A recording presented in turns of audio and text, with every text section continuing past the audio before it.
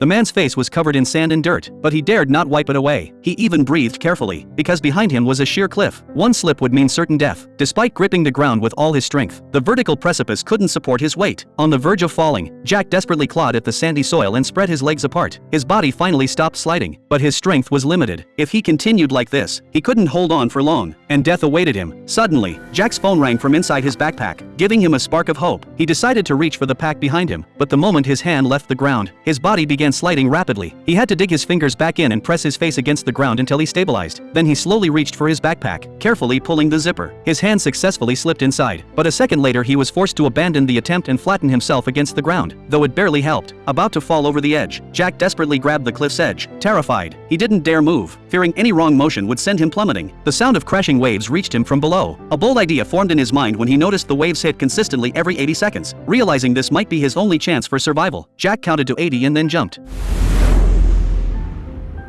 Fortunately, he landed in the sea. Though the powerful impact struck his waist, Jack had no time for pain. He swam desperately toward the surface. As his head broke through the water, Jack thought he was saved and quickly crawled onto nearby rocks. However, when he tried to stand, he collapsed unconscious. The waves splashed against his face and eventually revived him. He discovered blood flowing from his waist and realized he might have fractured it. He tried shouting for help, hoping to attract attention, but across the vast, empty seascape, no one could hear him. To survive, he removed his shirt to bandage his wounded hand. He scanned his surroundings for any means of rescue. Looking behind him, Jack suddenly spotted a small island in the distance. Immediately, he shouldered his backpack and dragged his severely injured body back into the sea, desperately paddling with one arm. However, before he'd gone far, intense pain shot through his waist, causing his arm to cramp, but Jack wasn't ready to die. He frantically swam upward, using buoyancy to keep his body afloat. With his arm cramping, he could only let the waves carry his body. Soon, the currents washed him ashore. Jack never imagined that a simple surfing trip would end with him falling off a cliff. By now, he had been stranded for 24 hours, clinging to his last hope. He wrote an SOS signal in the sand, praying someone would notice it. Would Jack be rescued successfully?